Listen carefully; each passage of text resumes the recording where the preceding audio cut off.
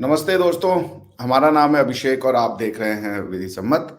आज हमारे साथ एक बार फिर से आपने इनको मेरे चैनल पे देखा होगा, मेरे मित्र हैं, मेरे साथ इन्होंने पढ़ाई करी है। बड़े अभिन्न मित्र हैं अतुल्य शर्मा। कनाडा में रहते हैं, वहाँ पे लॉयर हैं, डुअल क्वालिफाइड हैं, इंडिया में भी प्रैक्टिस करते हैं और कनाडा में भी। फिलहाल कनाडा के शहर ओंटारियो से हमारे साथ हैं। हम इनसे चर्चा करेंगे जो ब्रैम्पटन में हुआ उस पर, और क्या कनाडा में हिंदू फोबिया एक प्रैक्टिस है जिसको कि हम लोगों को पता नहीं चला, क्योंकि ऐसा लगा कुछ वीडियोस देख करके कि गवर्नमेंट जो थी और पुलिस जो थी वो खालिस्तानियों के लिए बायस थी। इन्हीं सब विषयों पर चर्चा करेंगे और जाते जाते थोड़ा बहुत यूएस इलेक्शन पे भी चर्चा कर लेंगे। इन्हीं सब विषयों पे चर्चा करने के लिए हमारे साथ आए हुए हैं अतुल्य जी। अतुल्य जी, आपका बहुत बहुत स्वागत है। जय धन्यवाद श्री राम। अभिषेक। मैं बिल्कुल ठीक। आप कैसे हैं? बस बस बढ़िया। हमने कहा जय श्री राम। जय Shri Ram. Thank you for having me here today on your always channel. Always a pleasure. तो अतुल्य बताइए, आप तो चूंकि कनाडा रहे हैं, वहीं से पढ़ाई की है, वहीं से आपने सब डिग्रियां ली हैं, अभी आप प्रैक्टिस भी वहीं करते हैं। तो पहले अपने बारे में कुछ बताइए दर्शकों को, फिर उसके बाद हम शो शुरू करते हैं। जैसा कि अभिषेक ने कहा, फर्स्ट ऑफ ऑल इतनी अच्छी आपकी चैनल है। इतनी हज़ारों की संख्या में दर्शक फॉलो करते हैं और day to day events, current events पे बहुत शानदार तरीके से जानकारी मुहैया कराते हैं अपने दर्शकों को। उसके लिए बहुत बहुत आपका आभार करता हूँ। मैं खुद फॉलो करता हूँ आपकी चैनल को पिछले काफ़ी समय से। तो thank you for the content that you put together for people. मैं वकील हूँ दोनों कंट्री में, भारत में भी और कनाडा में भी। और कनाडा में मैं इस टाइम एक not for profit legal aid clinic के लिए काम करता हूँ, जो कि कम निम्न आय वाले साउथ एशियन लोगों को कानून के विभिन्न मसलों में उनकी मदद करते हैं। तो इमिग्रेशन भी उसमें से एक है। और ऐसा करते हुए मुझे कई साल हो चुके हैं, कई दशक हो चुके हैं। अब कनाडा में आए हुए 2 दशक से ऊपर हो चुका है मुझे। इस दौरान मैंने भारत में भी काम किया और दूसरे मुल्कों में भी काम किया। तो ये मेरा बैकग्राउंड है। Thank you Atulya for your background and very good. So Atulya, Brampton की घटना के बारे में कुछ बताइए। आपने वहां से पढ़ाई करी, मेरे ख्याल से आप 2005 में कनाडा गए थे जब हम लोग ग्रेजुएट हो चुके थे। 4 में। 4 में, ठीक है। 2004 में हमने ग्रेजुएशन की और आप कनाडा चले गए। मैं स्विट्जरलैंड गया, आप कनाडा गए। तो नहीं, मैं 2005 में स्विट्जरलैंड गया, तो आप उसी साल चले गए थे। तो आपने तब से देखा है वहां पे विभिन्न कम्युनिटियों को। खालिस्तानी के बारे में कुछ बताइए, और फिर क्या हिंदू फोबिया जो हम लोग कह रहे वो है। पहले कुछ खालिस्तानियों पे बताइए आप।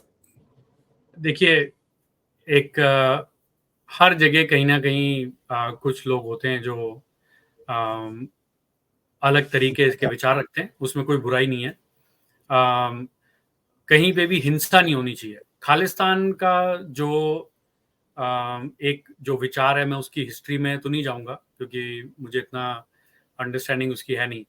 बट कुछ लोग जो यहाँ पे भारत में जो घटनाएँ घटी 1984 उससे पहले और उसके बाद जो बहुत एक बड़ा तबका कुछ लोगों का यहाँ रहा, उसमें खालिस्तान के प्रति सहानुभूति बनी रही। और जब मैं 2004 में यहाँ आया तो मेरे लिए सबसे बड़ी चीज़ इस चीज़ को समझना था कि हम भारत में पले-बड़े रहे थे उस टाइम पे, तो हमें लग रहा था कि जो पंजाब की समस्या थी वो खत्म हो चुकी है, जो वहाँ की विभिन्न सरकारें ने, राज्य की और केंद्र की सरकारों ने उसको एड्रेस कर लिया। यहाँ पे आके, कनाडा में आके पता चला कि एक बहुत बड़ा तो नहीं, बहुत एक छोटा तबका अभी भी उस चीज़ को अ, फ़ील करता है, उसको उस घाव को लेके चल रहा था आगे। और वही लोग कहीं न कहीं सहानुभूति रखते हैं खालिस्तान के प्रति, और वो उनका अपना नज़रिया है। आई थिंक एक सरकार के नाते कहीं न कहीं गलतियाँ भी हुई होंगी, चाहे भारत सरकार है, चाहे राज्य सरकार रही पंजाब की। पर यहाँ पे उसका जो अभी इफ़ेक्ट जो अब दिख रहा है, पिछले कुछ वर्षों में, वो ये है कि बहुत मुखरता, एक अभिव्यक्ति की आज़ादी जो यहाँ पे है, एक अलग लेवल की है। बट उसको रखते हुए जो पिछले, मैं कहूँगा 3 वर्षों में, 4 वर्षों में जो हिंदू मंदिरों पे हमले हुए हैं और ग्राफ़िटीज़ लगाई गई हैं, कई जगहों पे तोड़-फोड़ की गई है, वो दुर्भाग्यपूर्ण घटनाएँ हैं जो कि नहीं होनी चाहिए थी। आपको प्रोटेस्ट करना है, राइट टू पीसफुल प्रोटेस्ट है, सबके लिए है और आपके विचार हो सकते हैं, अलग हो सकते हैं, कोई प्रॉब्लम नहीं है। कनाडा इस चीज़ की सबको सहूलियत देता है, हक देता है कि उसको करें। बट ऐसी कोई भी चीज़ जो वो रेखा पार हो जाती है, जिसमें कि किसी और को नुकसान होने लगे, आई थिंक वहाँ चाहे कोई भी हो, खालिस्तान समर्थक हो या विद्रोही हो, विरोधी हो, उनको इस चीज़ का ध्यान रखना चाहिए कि वो रेखा, लक्ष्मण रेखा जो है वो पार ना हो। और कहीं न कहीं ऐसा लग रहा है कि कुछ समय से एक कंसर्टेड एफर्ट रहा है कि हिंदुस्तान से आए हुए रीसेंट लोग जो हो सकता है भारत सरकार के सपोर्टर्स रहे हों, मोदी सरकार के सपोर्टर्स रहे हों, उनको एक तरीके से चिन्हित करके एक इफेक्ट किया जा रहा है कि ये अगर आए हैं नए लोग जो हैं वो मोदी समर्थक हैं, मोदी भक्त हैं और अगर हिंदू कम्युनिटीज़ हैं, तो ये ज़ाहिर-सी बात है एंटी खालिस्तान होंगे। तो उसके लेके कहीं न कहीं ऐसा लग रहा है कि कुछ सुगबुगाहट चल रही है और वही हमें परसों ब्रैम्पटन के मंदिर के वहाँ देखने को मिला। उस घटना का जो अंडरस्टैंडिंग है वो ये है कि भारत सरकार का विदेश मंत्रालय बहुत अक्सर कई सालों से, आज से नहीं, 20 सालों से जो बड़े-बुजुर्ग भारत से कनाडा आए हुए हैं और कनाडा और भारत के बीच में एक ट्रीटी अंडरस्टैंडिंग है पेंशन देने की। तो अगर कोई कैनेडियन नागरिक भारत में पेंशन लेना चाहता है, तो वो भारत में पेंशन ड्रॉ कर सकता है और अगर कोई भारतीय नागरिक जो बाद में कैनेडियन बन गया और कनाडा शिफ्ट हो गया, तो भारत की पेंशन उसको कनाडा में भी मिल सकती है। ये एक दोनों गवर्नमेंट के बीच की एक म्यूचुअल अंडरस्टैंडिंग है और उसी चीज़ के क्रियान्वयन के लिए भारत सरकार के नुमाइंदे हाई कमीशन से या कॉन्सुलेट से विभिन्न धार्मिक स्थलों पे, चाहे मंदिर हो गए, मस्जिद हो गए, गिरजाघर हो गए, गुरुद्वारे हो गए, वहाँ पे जाके लोगों का पंजीकरण करते हैं, उनको चिन्हित करते हैं कि भई किस क्या आपके कोई कागज़ों में कोई कमी-पूर्ति तो नहीं है और उसको उसमें मदद करने के लिहाज से वो वहाँ पे ये कैंप्स करते आए हैं, कई वर्षों से। इस बार और ऐसे पिछले कई बार से जो ये ऐसे कैंप्स थे, वहाँ पे उस टाइम पे कुछ खालिस्तानी समर्थक लोगों ने वहाँ पे प्रोटेस्ट किया है। कल की जो प्रोटेस्ट हुई परसों की, उसमें वो बात हाथ से निकल गई। जनरली वो एक घेरा बना के रखते थे प्रोटेस्ट का और आपको शायद पता होगा, आपके दर्शकों को बताना चाहता हूँ, ब्रिटिश कोलंबिया में अभी एक ऐसी और प्रोटेस्ट होने वाली है अगले कुछ हफ्तों में और उसके लिए जो कोर्ट है ब्रिटिश कोलंबिया की, उन्होंने वहाँ पे दायरा सीमित किया है कि प्रोटेस्टर्स यहाँ रहेंगे, उसके बीच में पुलिस का दायरा रहेगा और जो कॉन्सुलेट के अफसरान हैं, वो अंदर गुरुद्वारे में लोगों की मदद करेंगे। तो अगेन क्योंकि ये मसला परसों हो गया है तो बहुत सरकार भी देख रही है, जो राज्य सरकारें हैं, जहाँ पे ये एक्टिविटीज़ करती है भारत सरकार, उस चीज़ को वो कोशिश करेंगे कि ऐसी अप्रिय घटना ना हो दोबारा। पर ये जो हमारे सिख भाई बंधु हैं, बिकॉज कि वो तो हमारे ही कल्चर का पार्ट हैं, मैं तो जितने गुरु हैं उनको अपना गुरु मानता हूँ, तो बिना तो ये कितने कनाडा के सिख होंगे, उनकी जो मेजॉरिटी की क्या सिंपैथीज हैं खालिस्तान के साथ, या वो बेचारे डर के मारे कुछ नहीं बोलते हैं? देखिए, ये तो बड़ा मुश्किल सवाल है। मेरा ऐसा मानना है मैं इसमें कोई साइड लेने वाली बात नहीं करना चाहता हूँ, बट आई थिंक हम लोग भी जैसे कि आप बोल रहे हैं, हम सब गुरुद्वारे जाके बड़े हुए हैं। I think yes. ये कोई अ, अतिशयोक्ति नहीं होगी कि हमें कभी ऐसा लगा ही नहीं कि हिंदू धर्म और सिख धर्म में कुछ अलग है। हम यस। बिल्कुल यस। एक ही लहू के दो रंग वाली स्थिति से बड़े हुए हैं हमेशा। तो यहाँ पे भी वैसी स्थिति है। आई थिंक आपको ये मालूम ही होगा कि सिख कम्युनिटी के लोगों ने सबसे ज़्यादा बलिदान दिया है भारत के आर्म्ड फोर्सेस के लिए और उन्हीं की परिवार के लोग कई सारे हज़ारों लाखों की संख्या में यहाँ पे भी इमिग्रेट हुए हैं कनाडा में। तो वो देश के प्रति जो समर्पण का भाव है जो इस कम्युनिटी का, उसको तो कोई 1 सेकंड के लिए भी उस पे उँगली नहीं उठा सकता है, दाग लगा सकता है। रही बात खालिस्तान समर्थक लोगों की, देखिए अलग-अलग विचार होते हैं, अलग-अलग विचारधाराएँ होती हैं। लोग उसको किसी को मानते हैं, किसी को नहीं मानते। मेरा ऐसा मानना है, मेरा ये अपना मानना है कि बहुत सारे सिख भाई नहीं हैं, जो खालिस्तान के इस आइडिया या इस तरीके की जो प्रोटेस्ट रही हैं, विरोध का जो तरीका रहा है, उसको सपोर्ट करते हैं। वो अगर किसी भी तरीके की जिन लोगों को मैं जानता हूँ कम से कम जिनसे मेरा वार्तालाप होता है, उन लोगों को आइडिया ऑफ इंडिया भी पता है, और उनको ये भी है कि भारत के प्रति उनका प्रेम और जो सौहार्द है वो बना हुआ है वैसा का वैसा। ये जो डिस्टर्बिंग विजुअल्स हमने परसों देखे हैं वो आई थिंक बहुत कम लोग हैं, बहुत बहुत ही कम लोग हैं, मेरा ऐसा मानना है, जो कि कनाडा वाइड जिसको इसको फॉलो करते होंगे। तो ये खालिस्तानी, ये पुराने हैं या नई पौध जो है उसमें भी आपको ये बीमारी दिखती है? देखिए, बीमारी तो नहीं पता मुझे, बट ये है कि देखिए, अलगाववाद या उग्रवाद जो पंजाब में रहा उस ज़माने में 80 के दशक में, उससे जितने भी लोग इम्पैक्टेड थे और किसी जो भी उनके मसले रहे हों, जो भी उनके साथ ज़्यादतियाँ हुई हों, वो लोग जो यहाँ इमिग्रेट हुए हैं, उन्होंने तो उसको फ़ील करा है और वो लोग उसको कैरी करते हैं उस घटना को अपने अंदर। तो वो एक तो वो तबका है। नए बच्चों में मेरा ऐसा मानना है जो बच्चे यहाँ पैदा पले-बड़े हैं, उनमें से कुछ परसेंटेज बच्चे हैं जो उनके पास इस तरीके की अंडरस्टैंडिंग, क्योंकि उनका भारत से जुड़ाव काफ़ी हद तक सीमित है।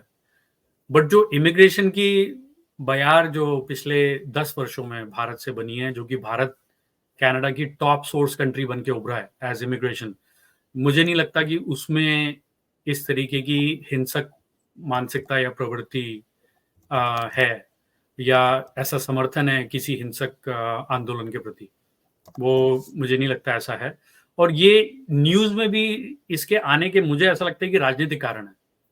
ये इतनी बड़ी खबर नहीं है। अब अगर आप सारी कहानी को अगर समझें, तो पूरे कनाडा में 4 करोड़ लोग रहते हैं और सिर्फ 7 या 8 लाख लोग सिख हैं और बचे हुए 14 लाख हम भारतीय या साउथ एशियन लोग हैं, उसमें से 7-8 लाख सिख हैं, तो ये कोई बहुत बड़ा नंबर नहीं है जिसके लिए हम यहाँ इतनी परेशानी का सबब बन रहा है। But on the grand scale जो भारत और कनाडा के बीच के इस टाइम राजनीतिक तल्खी जो चल रही है और कॉन्सुलेट लेवल पे जो तल्खी चल रही है, आई थिंक उसमें ये उभर के आ रहा है और दिख रहा है। तो जो लोग हैं उस स्थिति का कुछ फ़ायदा उठाना चाहते हैं, कुछ उसको इश्यू को हाइलाइट करना चाहते हैं, जिनके जो भी कारण हो, इस वजह से ये बहुत ज़्यादा इस time so to speak play out कर रहा है। In the media, mainstream media में इसकी इतनी कवरेज है, कनाडा में, भारत में तो है ही। और इसका जनरली इम्पैक्ट ऑल्दो आपने पूछा नहीं है, बट अभी तक तो मुझे इमिग्रेशन और किसी भी वाणिज्यिक तरीके से दोनों देशों के बीच में नहीं होता दिख रहा। पर गवर्नमेंट की बायसनेस और ब्रैम्पटन पुलिस की बायसनेस या आरसीएमपी की बायसनेस तो साफ साफ दिख रही थी प्रो कैलिब, बिकॉज मैं सुन रहा था एक कैनेडियन पुलिस के हाई ऑफिशियल इंडियन टीवी पे बोल रहे थे कि हमारे यहाँ तो फ्लैग जलाना कोई एंटी स्टेट काम नहीं है और फ्लैग जलाना it's not an illegal thing. But police तो देखी गई खालिस्तानियों के झंडे को बचाते हुए, जबकि उन्होंने ऐसा कोई एक्शन नहीं किया था जब भारतीय झंडा जलाया जाता था। देखिए, तो क्या बायसनेस है? भारत मैं बायसनेस तो नहीं कहूँगा। आई थिंक जो मुझे नहीं पता पुलिस के ऑफिशियल ने क्या कहा, बट देखिए, झंडा जलाना और राजनीतिक टीका-टिप्पणी और विरोध यहाँ पे एक बहुत एक हेल्दी पार्ट ऑफ डेमोक्रेसी और डिबेट का पार्ट माना गया है कनाडा में, जितना मैं समझा हूँ अपनी अंडरस्टैंडिंग से कनाडा की राजनीतिक परिवेश को। तो यहाँ पे प्रधानमंत्री के पुतले जलते हैं, प्रधानमंत्री को टीका-टिप्पणी की जाती है, और आपने शायद देखा होगा पिछले 3 महीने पहले ही एक जनसभा को संबोधित करके कनाडा के प्रधानमंत्री कहीं जा रहे थे और स्टील वर्कर यूनियन के एक एम्प्लॉई से मिले और उसने बोला कि उन्होंने उनसे बात करने की कोशिश करी और उन्होंने उनके मुँह पे बोला, वीडियो पे रिकॉर्डेड है ये, कि मैं तुम्हें वोट नहीं करूँगा और तुमने मेरे लिए कुछ नहीं किया। तो ये वाली चीज़ मेरे ख्याल से भारत में ये चीज़ करना मुश्किल है, इम्पॉसिबल है, क्योंकि भारत का राजनीतिक परिदृश्य अलग है। वो ऐसा नहीं कि आज की सरकार या पुरानी सरकार में उसमें कोई फ़र्क है। आई थिंक भारत में एक अलग तरीके से राजनीति होती है और राजनीति की गरिमा का एक अलग सिस्टम बना हुआ है। यहाँ पे थोड़ा-सा अलग है। पुलिस की बायस की जहाँ की बात है, देखिए हर कहीं कोई ना कोई एलिमेंट होता है, कहीं सपोर्टिंग एलिमेंट होगा, कहीं अपोजिंग एलिमेंट होगा। तो मेरा ऐसा नहीं मानना है कि सिस्टमिक लेवल पे ये एक ऐसी चीज़ होगी कि खालिस्तान के समर्थक लोग होंगे। हम एक इसमें पॉइंट ज़रूर बोलना चाहूँगा, जब कनिष्का ट्रेजेडी हुई थी, कनिष्का बॉम्बिंग हुई थी 1985 में, तो उस टाइम पे कुछ राजनीतिक टीकाकारों ने या टिप्पणीकारों ने ये चीज़ लिखी और ये ऑन रिकॉर्ड है, मैं अपनी तरफ से नहीं बता रहा हूँ। उस ज़माने की जो आरसीएमपी का इन्वेस्टिगेशन करने का, जो अन्वेषण करने का तरीका था, उस टाइम पे ऐसा माना गया कि उन्होंने ज़्यादा मेहनत नहीं करी। उन्होंने कहा हमारे बंदे, क्योंकि वो ज़माना भी अलग था, 40 वर्ष पुरानी बात है ऑलमोस्ट, कि ये आपस के इनके झगड़ों में इन्होंने अपना जहाज़ गिरा दिया, हम इसमें इतनी क्या इन्वेस्टिगेशन करें।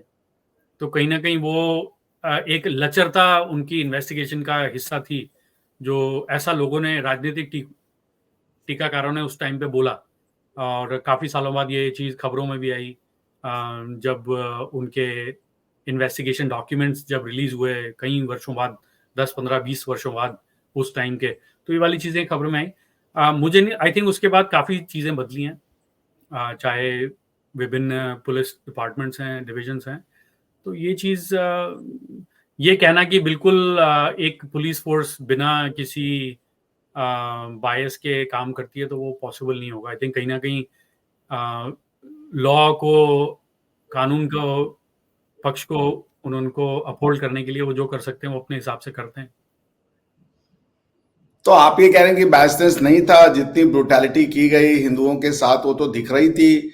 एक छोटे से बच्चे के ऊपर अपना घुटना रख दिया, उसके मुंह पर 3 लोगों ने मिलकर उसको अरेस्ट किया, लाठीचार्ज किया गया, लड़कियों को मारा गया। आप कह रहे हैं कि कोई ब्रुटैलिटी नहीं की गई, कोई बायसनेस नहीं दिखाई गई। आप देखिए, इससे ब्रुटैलिटी हुई है, इसमें तो कोई शक नहीं है, ये सब विजुअल्स सबने देखे हैं, दुनिया ने देखे हैं। मेरा ऐसा मानना है कि ब्रुटैलिटी के जो अच्छा, भी इसको ऐसे होता है, कनेडियन मीडिया ने इसको क्या रिस्पॉन्स किया है इस ब्रुटैलिटी पे? लोकल कैनेडियन मीडिया ने, बड़ा इंटरेस्टिंग है, बहुत अच्छा सवाल है आपका। कैनेडियन मीडिया जो है, उसमें ऐसा बता रहे हैं कि हिंदू मंदिर पे हमला हुआ, जो आपको टाइटल्स दिखेंगे स्टोरीज के, और सभी राजनीतिक दलों ने इसकी कड़ी निंदा की है शब्दों में। हाँ, पर एक चीज जो है, कहीं पे भी उन्होंने खालिस्तान शब्द का इस्तेमाल नहीं किया अपनी किसी भी टिप्पणी में। और आप ये देख सकते हैं, चाहे प्रधानमंत्री जस्टिन ट्रूडो हैं, ऑपोजिशन लीडर पियर पोलियावर हैं, एनडीपी के हेड जगमीत सिंह हैं, या क्रिस्टिया फ्रीलैंड हैं, डेप्यूटी प्राइम मिनिस्टर हैं कनाडा की, उनमें से किसी ने भी, या अनीता आनंद हैं, एमपी हैं लिबरल पार्टी की, हिंदू समुदाय से आती हैं, उनमें से किसी ने भी खालिस्तानी शब्द का प्रयोग नहीं किया कि ये हमला किन्होंने किया। किसी ने भी ये चिन्हित नहीं किया कि हमला किसने किया। इन्होंने सिर्फ ये बताया कि हिंदुओं के ऊपर या हिंदू महासभा मंदिर पे हमला हुआ और लोगों के ऊपर हमला किया गया कुछ लोगों के द्वारा। तो ये एक सर्टेनली एक बहुत एक इंटरेस्टिंग चीज़ मुझे लगी मेरी अंडरस्टैंडिंग में। कानून का छात्र हूँ और राजनीति का भी छात्र रहा हूँ इतने साल, तो मुझे लगता है कहीं ना कहीं वो एलिमेंट तो है। और आई थिंक वो ऐसा है कि इट्स अ मेजर्ड रिस्पॉन्स। एक बड़ी सधी हुई टिप्पणी करने की कोशिश करी लोगों ने, to not to look across as कि वो खालिस्तान के बारे में या उनके समर्थकों के बारे में कुछ ऐसा कोई टिप्पणी नहीं करना चाहते। वो डेफिनेटली दिख रहा है। और हिंदू फोबिया की जहां तक बात है, जो आपका आज का टाइटल है, सॉरी मैं कहना चाहता हूँ, ऐसा मुझे फील होना शुरू हो रहा है कि हिंदू फोबिया जैसी चीज कनाडा में क्रीप इन कर गई है। ये मैं आपको बिल्कुल विद ऑल रिस्पॉन्सिबिलिटी बोल सकता हूँ, ये वाली चीज। क्या मैनिफेस्टेशन है इसका? आई थिंक कहीं ना कहीं एक बहुत एक मैसेजिंग ऐसी जा रही है कि, और मुझे नहीं पता अब ये भारत में मोदी सरकार के सरकार में आने की वजह से हुआ है पिछले 10 वर्षों में, कि मोदी सरकार का सपोर्टर को प्रो हिंदू, प्रो मोदी भक्त बोल के, और एंटी, बाकी सब चीज का एंटी माना जाता है। ये एक ऐसी किसी तरीके की नैरेटिव डेफिनेटली बना हुआ लगता है। तो यानी कि अगर आप भारत सरकार जो कि आज की डेन की सरकार है, अगर आप उसके सपोर्टर हैं तो आप प्रो हिंदू हैं, प्रो मोदी हैं, और आप इस तरीके से एंटी और किसी कोई और तरीके का कोई भी बंदा अगर विरोध करता है भारत सरकार का तो आप उसके एंटी हैं। तो ये कहीं ना कहीं एक नैरेटिव जो है वो जुड़ गया है कि हिंदू समाज जो है वो एंटी खालिस्तान मूवमेंट है, जो कि बड़ी विचित्र सी अंडरस्टैंडिंग जो मुझे लग रही है। मतलब एन मास एक तरीके का ब्लैंकेट स्टेटमेंट बनता हुआ ऐसा नजर आ रहा है, माहौल जो नजर आ रहा है, जो कि बिल्कुल कतई ठीक नहीं है। तो इसमें गलत क्या है कि हिंदू समाज एंटी खालिस्तानी है? देखिए, पहली बात तो ये है कि खालिस्तान का जो आंदोलन है वो एंटी हिंदू या एंटी उस मेरी ऐसी समझ है कि नहीं रहा। ऑल्दो जब पंजाब में उग्रवाद चल रहा था उस जमाने में सिर्फ बट खालिस्तान तो इंडिया को तोड़ने की बात है ना यार, तो फिर आप कैसे कह रहे हैं अतुल्य कि ये कोई एंटी इंडिया मूवमेंट नहीं है?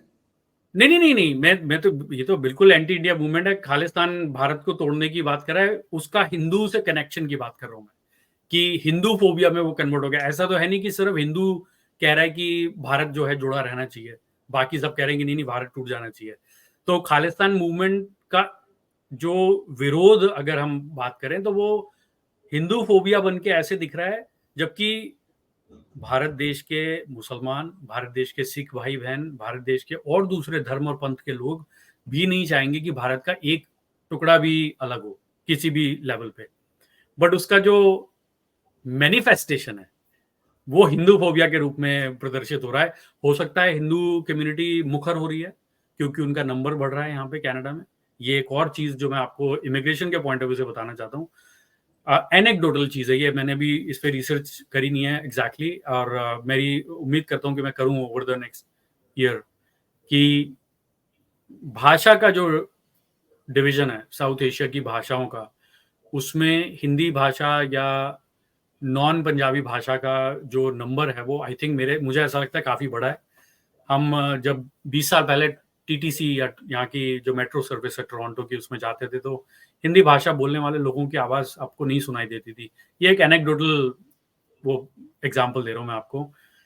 और अब आप जाते हैं तो आपको टीटीसी के डब्बे में, मेट्रो में बहुत सारे लोग हिंदी भाषा में बात करते हुए दिखते हैं, जो कि एक बहुत नायाब चीज है, जो कि पिछले 6 से 10 वर्षों में बदलाव आया है। तो भारत के दूसरे राज्यों से भी अब काफी सारे प्रवासी भारतीय जो हैं कनाडा को अपना डेस्टिनेशन बना रहे हैं। पिछले 1 दशक से मैं कहूँगा, हमारे टाइम पे करीबन 2 दशक पहले ये वाली चीज उतनी नहीं थी, उस नंबर की नहीं थी। Punjab was the largest source place for Canada. उसके बाद हरियाणा बढ़ा आगे, फिर दिल्ली आया। अब आप यू बी सरप्राइज, तेलंगाना और महाराष्ट्र से इतने लोग हैं अब कनाडा में। तो ये काफी बड़ा वो है। तो डेमोग्राफिक भी बहुत बदल रहा है कि भारत से पहले यहाँ कौन आता था, किस कम्युनिटी के लोग आते थे, किस ज्योग्राफिकल एरिया के आते थे, और अब पिछले 10 वर्षों में क्या बदलाव हुआ है वो आपको जाहिर सी बात है बहुत फर्क दिख रहा है।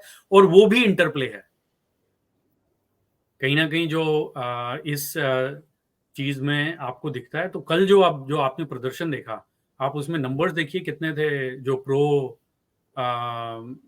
मंदिर के सपोर्ट में लोगों ने वहां पे प्रदर्शन किया। आप दैट वाज क्वाइट रिमार्केबल। मैं नहीं समझता ये 15 वर्ष पहले ऐसा पॉसिबल था करना, ऐसी किसी घटना के बाद। सो जस्टिन ट्रूडो तो की एंटी इंडिया पॉलिसी तो कोई छुपी बात नहीं है, उनका हेट्रेड फॉर इंडिया भी कोई छुपी हुई बात नहीं है। एनडीपी का भी एंटी इंडिया हेट्रेड कोई छुपा हुआ नहीं है। और freedom of speech and expression के नाम पे आतंकवादियों को अपने यहाँ पे सिटीजनशिप देना और फिर कहना कि ये कैनेडियन सिटीजन है, आप इनका कुछ बिगाड़ नहीं सकते। तो आप नहीं समझते कैनेडियन सिटीजन, कनाडा जो है वो इंटरनेशनल लॉ का और भी कई चीजों का, कई लीगल ऑब्लिगेशंस का वायलेशन करता है। भाई अगर आप के पास क्रिमिनल है तो अगर आप एक्स्ट्राडाइट नहीं करना चाहते तो कम से कम क्रिमिनल एक्शन ही लीजिए। बट ये कब तक छुपेंगे behind the garb of freedom of speech and expression? देखिए, इसका सिंपल जवाब मेरे पास ये, मैं कोई राजनीतिक टिप्पणी नहीं करूँगा।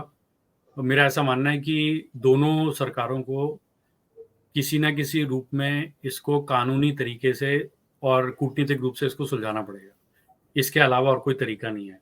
इसका मैं एक एग्ज़ाम्पल देना चाहता हूँ जो कि शायद इतना एक्सेप्टेबल ना लगे, बट जब एसएफजे के लीगल काउंसिल गुरपतवंत पन्नू के लिए रेड कॉर्नर नोटिस की रिक्वेस्ट करी थी भारत सरकार ने, तो वो टर्न डाउन हो गई थी।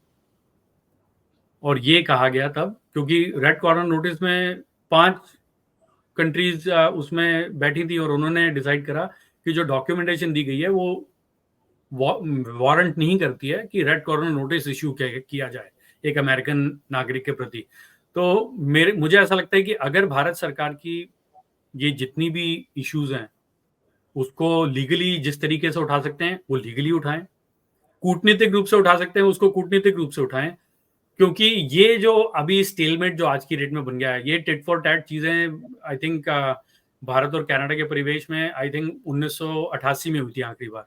तो ये बहुत लंबा अरसा होता है, उसके बाद ऐसा दो देशों के बीच में चीजें फ्लेयर अप होना। मुझे नहीं पता क्या राजनीतिक मजबूरियां हैं लोगों की, बट किसी भी कंट्री में किसी भी कंट्री के प्रति द्वेषपूर्ण संबंध नहीं होने चाहिए, और स्पेशली ऐसी कंट्री के बीच में जिसमें कि इतना ज्यादा इंटरडिपेंडेंस है लोगों के बीच में। आप कनाडा के पेंशन फंड जो हैं उन्होंने इंडिया में $75 बिलियन इन्वेस्ट किया हुआ है, और ज्यादा अमाउंट उनका एफडीआई में is one of the largest contributors to India's FDI.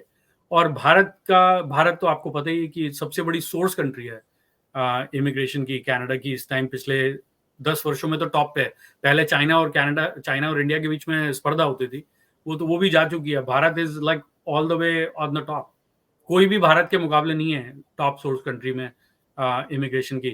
तो विदाउट गेटिंग इनटू की उसकी पॉलिटिक्स क्या है ट्रूडो जी की और एनडीपी की, I think it is time कि ये दोनों कंट्रीज अपना बैक चैनल डिप्लोमेसी करें, उसको मैनेज करें, क्योंकि cleaning your dirty laundry in public is just not right.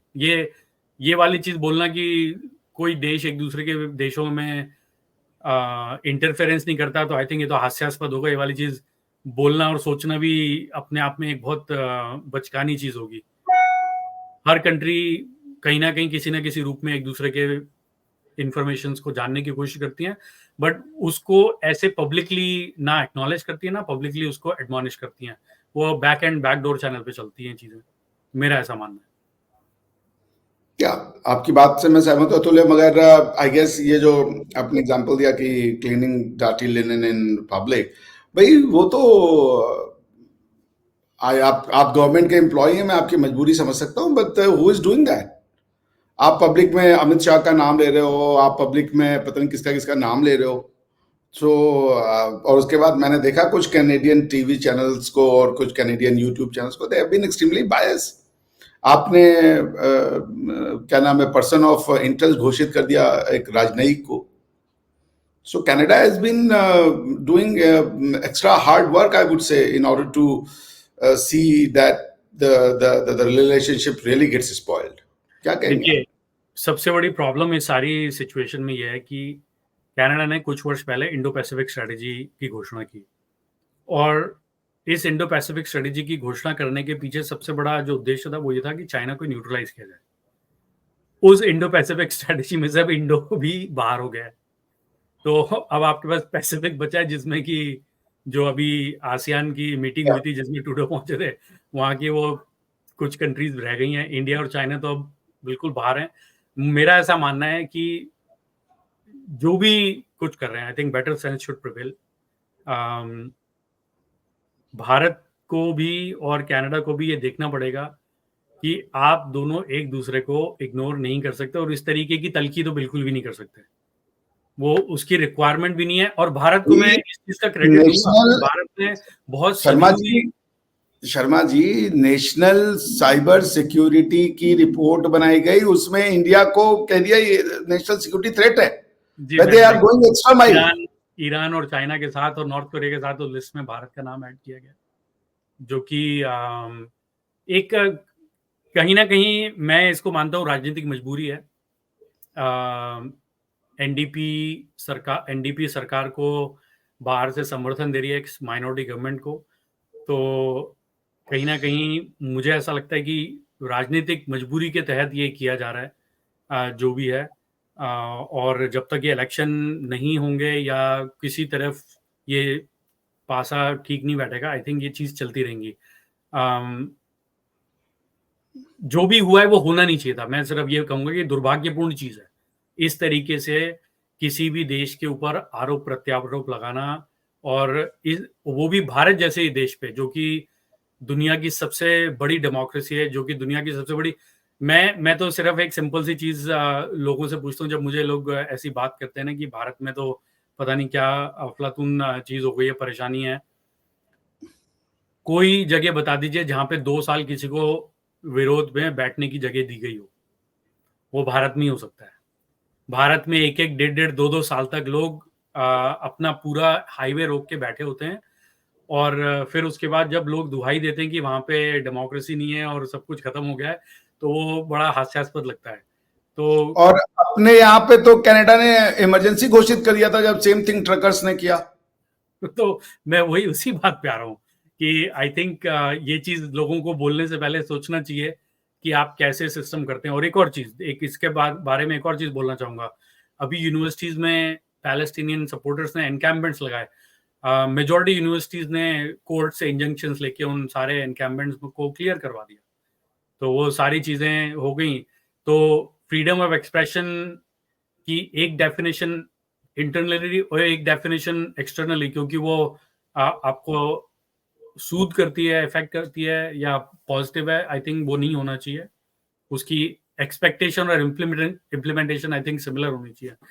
But इस सारी बात की एक बात मैं यही फिर से दोहराना चाहूंगा कि मैं ये जानना चाहूंगा, आपने बड़ा अच्छा पॉइंट उठाया कि कोर्ट से इंजंक्शन लेकर के एनकैंपमेंट्स को हटाने का अधिकार ले लिया गवर्नमेंट ने, सो दैट देयर गवर्नमेंट ने नहीं, एक्ट। यूनिवर्सिटीज ने लिया। यूनिवर्सिटीज ने किया, मैं गवर्नमेंट का नाम।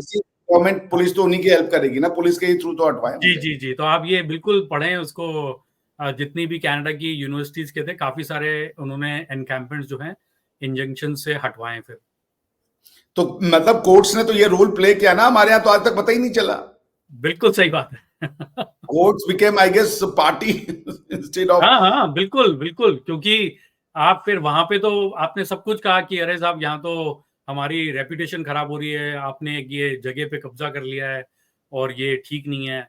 और वो बच्चे सिर्फ ये बोल रहे थे कि आप डाइवेस्टमेंट करिए या इजराइल, जो भी है, मैं उसकी डिटेल्स में नहीं जाता। बट ये चीज हुई है बिल्कुल यहाँ पे। नहीं, मैं तो इंडियन कोर्ट्स के रिस्पॉन्स पे आया। वो तो एमिसरी भेज रहे थे कि जाके बात करके आओ। जो एग्जीक्यूटिव का काम था, आपका काम था बताना ये लीगल है या लीगल। वो इंडियन कोर्ट्स का तो बिल्कुल ही सिस्टम बिल्कुल विचित्र है। मैं कहूंगा आज भी कहीं पे भी कोई भी धरना दे देता है और वो पूरा 6-8 महीने 2 साल तक वेट करते हैं, किसी पब्लिक इंटरेस्ट लिटिगेशन का समाधान नहीं निकलता उसमें। वो बिल्कुल सही बात है, उन्होंने कमेटी बना दी थी उस टाइम पे भी। और हाँ, वो एक कोई चीज समझिए, ये जो mediation कमेटी और ये वो ये क्या। किसान जी। आंदोलन वाली भी चीज थी, उसमें काफी सारे एलिमेंट्स इन्वॉल्व थे जो इस तरीके के रहे हैं। नहीं, बट आप देखें ना, इनएक्शन ऑफ द कोर्ट के कारण एक 3 अच्छे लॉज भी चले गए, रिफॉर्म्स भी टूट गया, और उसके बाद जो है गवर्नमेंट को मुंह की खानी पड़ी थी एट दैट टाइम। तो ये तो बिल्कुल सही। आपकी बात सुन के तो मैं हैरान हो गया कि कोर्ट्स ने इतनी जल्दी ऑर्डर भी पास कर दिया कि आप जाओ और इनको हटा दो। अगर ये काम हमारे यहाँ भी हो गया होता तो आज तो जो फॉर्म लॉस थे, लेजिस्लेटिव प्रोसेस की इज्जत बच जाती। आई मीन बिल्कुल। Government of the day had to bite the dust. नहीं नहीं, यहाँ पे इन्होंने 3-4 महीने तक इंतजार किया, बच्चे बैठे रहे 3-4-6 महीने तक। उसके बाद काफी सारी यूनिवर्सिटीज ने इंजंक्शन अप्लाई करके इंजंक्शन ले लिया। भाई पॉइंट भाई जब वो गए कोर्ट के पास तो कोर्ट ने कर दिया ना, यहाँ तो कोर्ट ही बैठ गई। हाँ, तो वो बिल्कुल हास्यास्पद है। इसीलिए तो ये वाली चीज, कोर्ट का काम मैटर्स रिजॉल्व करने का है, और भारत में कोर्ट जो है उसको और च्युइंगम की तरह लंबा कर रही है। वो बहुत तकलीफदेह चीज है। आप डिसीजन दें, कोई फर्क नहीं पड़ता। जरूरी नहीं है कि वन और दी अदर वे, आप डिसीजन दें।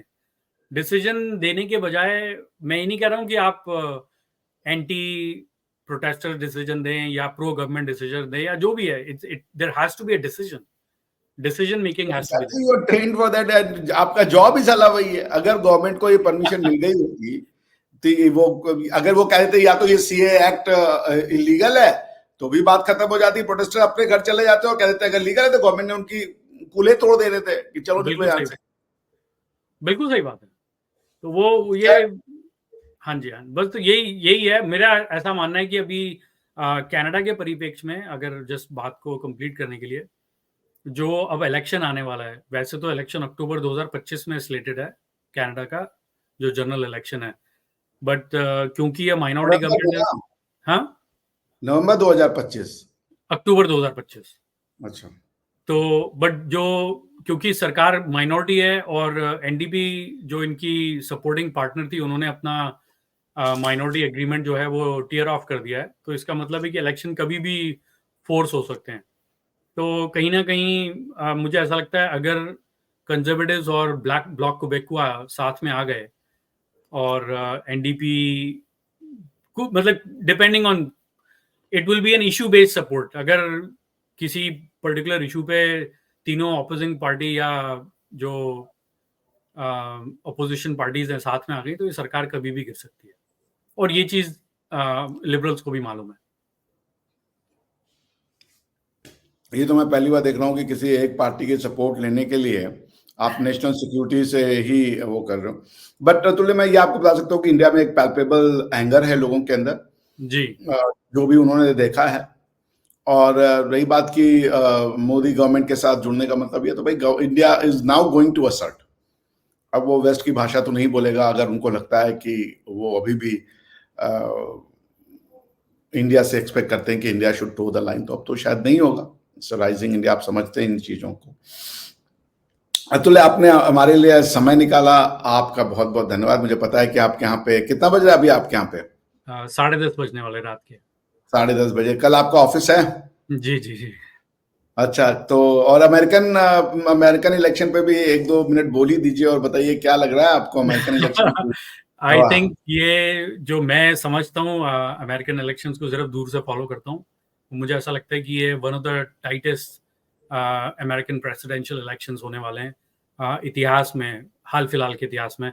अभी भी आप देखें, वो इलेक्टोरल कॉलेजेस में तो दिख रहा है कि ट्रंप आगे चल रहे हैं और कमला हैरिस थोड़ी सी पीछे हैं, बट अभी स्विंग स्टेट्स की बारी है। वो वाले जो रिजल्ट्स हैं आते आते सुबह हो सकती है।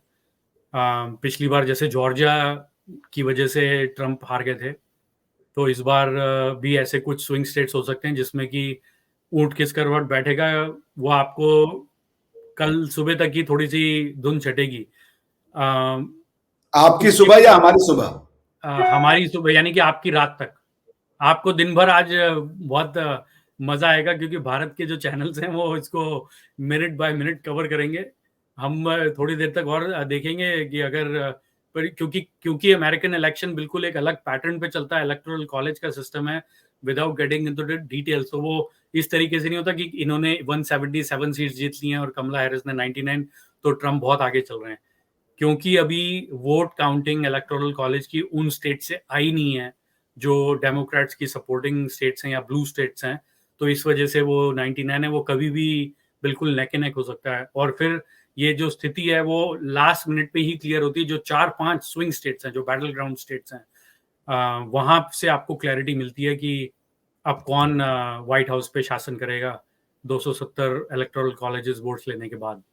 तो अभी स्टिल अर्ली डेज है। अभी तक रात के 10:30 बजे तक, जब तक मैं देख रहा था 10 बजे तक, कोई भी उलटफेर स्टेट नहीं आया है। जिस स्टेट ने रेड रहा है वो रेड रहा है, जो ब्लू है वो ब्लू रहा है, और जहां पे बाकी ऊपर नीचे चलता रहता है टू कॉल द स्टेट, जो उसका फाइनल इलेक्शन रिजल्ट है नहीं आया है, वो अभी काउंटिंग वहां पे जारी है। कुछ जगहों पे काउंटिंग का डेफिनेटली चैलेंज आएगा और बहुत रात लगेगी। और अगर रिकाउंट हो गया तो कुछ राज्यों में मैं सुन रहा हूँ न्यूज में कि उन्होंने वहां से रिकाउंटिंग के लिए फायर फाइटर्स, टीचर्स, वॉलंटियर्स सबको बुला लिया है, क्योंकि रिकाउंटिंग करनी पड़ेगी। और रिकाउंटिंग का मतलब है, अगर रिकाउंटिंग हुई कई हजार बैलेट्स की, तो उसमें बहुत टाइम लगता है। और कई राज्यों में ऐसा कानून है कि इन एब्सेंशिया वोट्स जो होते हैं, वो जब तक कि मेन वोटिंग नहीं कंप्लीट होती तब तक इन एब्सेंशियल वोट्स को क्लीन काउंट नहीं कर सकते। तो वो बहुत सारे छोटे-छोटे पेचीदा मुद्दे हैं और जैसा कि हमने देखा था 2020 के इलेक्शन बहुत ही ज़्यादा डिवाइसिव थे और कैपिटल हिल का राइटिंग हुई जनवरी में, इलेक्शन कंसीड नहीं किया था डोनाल्ड ट्रम्प ने। तो उस चीज़ से बचने के लिए मतलब आप मान के चलिए राज्य सरकारों ने कमर कस रखी है इस बार और बहुत ज़्यादा कोशिश है कि इसको जितनी शांतिपूर्ण तरीके से और डिसाइसिव तरीके से निपटाया जाए काउंटिंग के प्रोसेस को, उस पे बहुत मेहनत करी है, बहुत सारे राज्यों ने।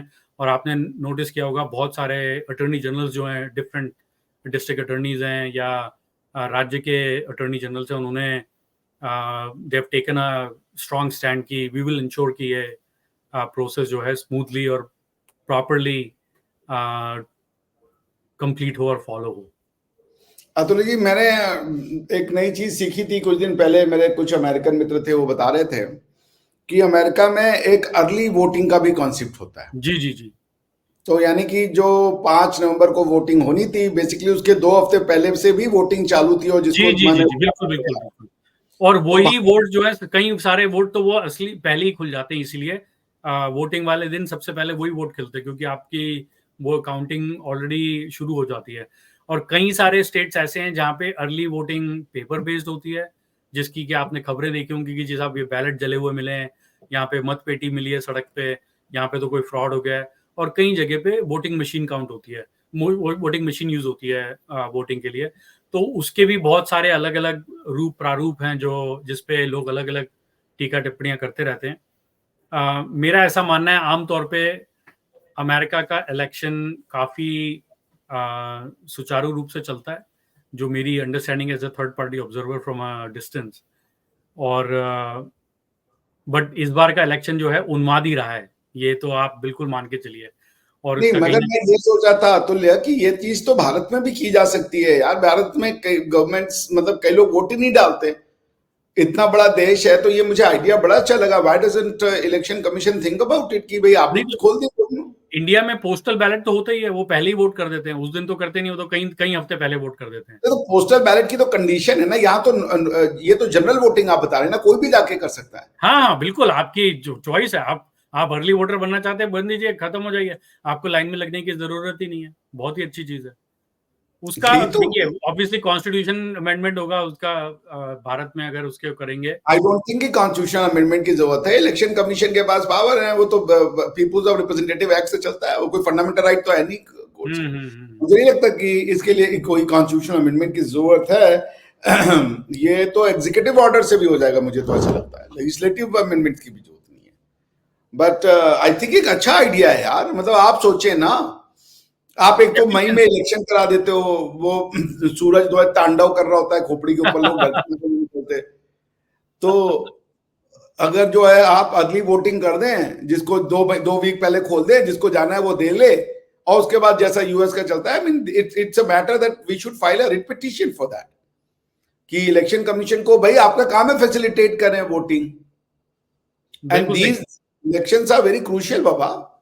और एफिशिएंसी के लिए देखिए कोई भी चीज़ आप करें कम से कम ये देखें एफिशिएंसी हो, लोगों को कन्वीनियंस हो and it helps the democracy at the end of the day. It it at the end of helps the the day. System. जी, जी। सबसे इम्पोर्टेंट और चीज़ है। अतुल, आपने हमारे लिए 43 मिनट का समय निकाला। You had a very long day today, I understand, in the court. उसके बाद भी आप आए, thank you so so much. और गाहे बगाहे आपसे मिलते रहेंगे। आपकी राय जो है वो अपने दर्शकों तक पहुंचाते रहेंगे। मुझे पता है कि आप गवर्नमेंट के एम्प्लॉय हैं, गवर्नमेंट लॉयर हैं, तो आपको नपी तुली और सदी बातें करनी पड़ती हैं। उसमें उतना मिर्च मसाला नहीं आएगा, लेकिन बात आपने जो कही वो विधि सम्मत है। तो धन्यवाद बहुत बहुत कि आपने समय निकाला। तो राम राम। Thank you. राम राम।